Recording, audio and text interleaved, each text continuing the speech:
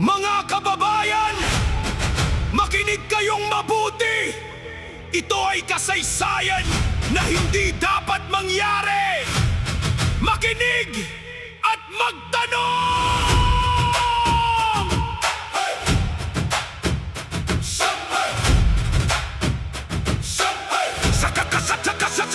Sa kasaysayan ng ating republika, ating tingnan at alamin ilang vice-presidente na ang dumaan ating bilangin.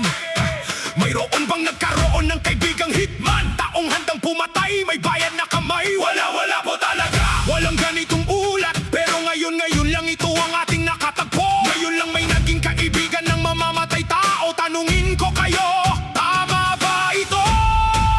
Tama ba ito? Walang vice-presidente na may kaibigang hitman. Ngayon lang. Walang vice-presidente na nagpapapatay ng Pangulo. Ngayon lang.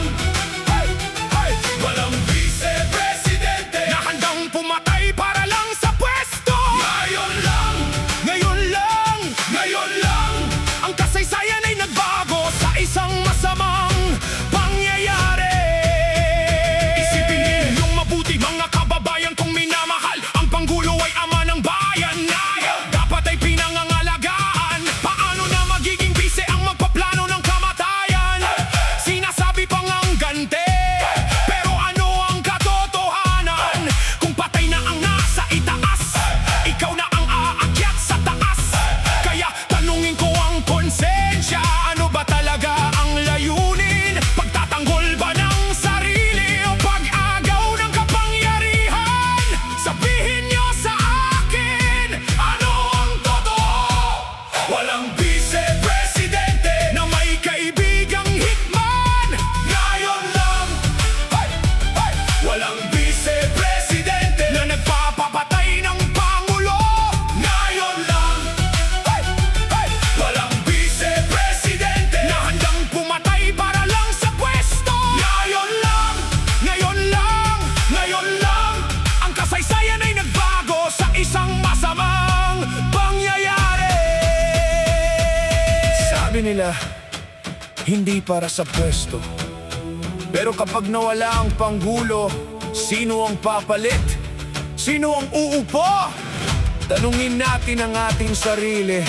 Ang katotohanan ba'y nakikita o itinatago?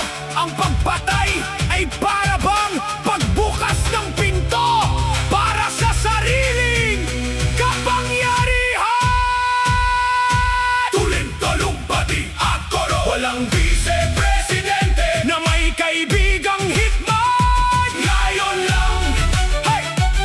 Walang vice-presidente na nagpapapatay ng Pangulo. Ngayon lang. Walang vice-presidente na handang pumatay para lang sa pwesto. Ngayon lang po. Sa kasaysayan ng ating bayan, huwag nating hayaan